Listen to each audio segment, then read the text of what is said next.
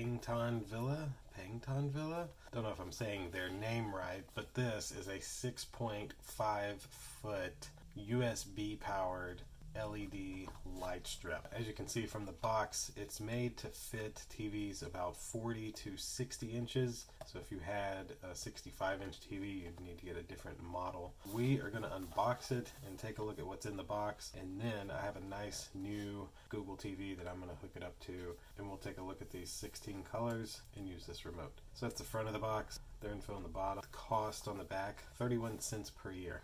Can't beat that. 220 lumens.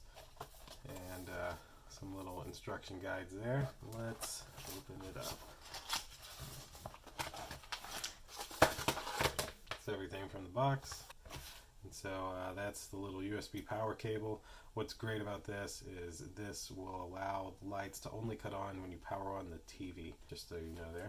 And then of course you have a little remote here with on and off, some different color, strobe, flash, fade, smooth, cool options.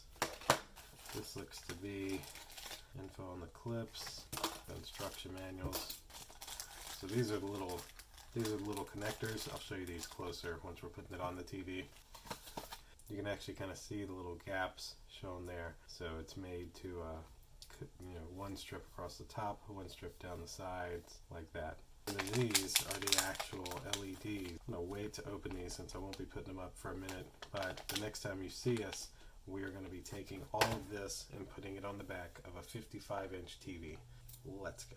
All right, so we have everything laid out here that we should need for the LED strip. Now we're going to install this on the back of my lights on. We're going to install this on the back of my new Android TV here. I plan to just leave it as one long strip. So let's peel this tape off first, and then we'll apply it to the back of our TV. All right, so I started here. This was the only way I could get it all the way around. So hopefully there's enough length to go from here to there. But literally peeled the tape off and just able to stick it right on. It does come apart at these seams, so you gotta make sure those are together still. This essentially reached me to right here.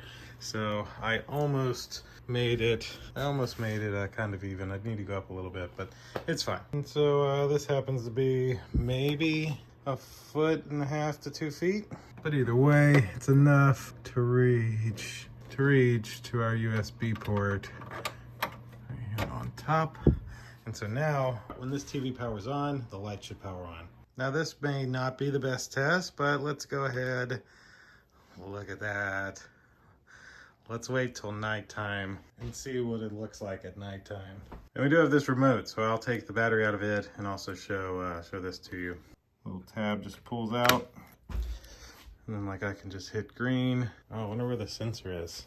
Is this the sensor? Yeah, so you gotta be pointing at this. But I can hit green, that's yellow. Green? There we go, there's green. All right, let's see what this looks like tonight, once it's actually dark.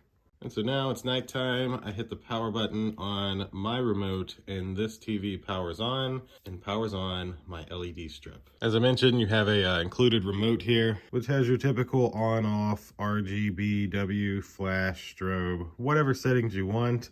And you essentially point it right here and it changes the color. Very nice. So that's it for the unboxing and setup of the USB TV LED strip. Perfect to give this cool effect from your HD TV without anything else.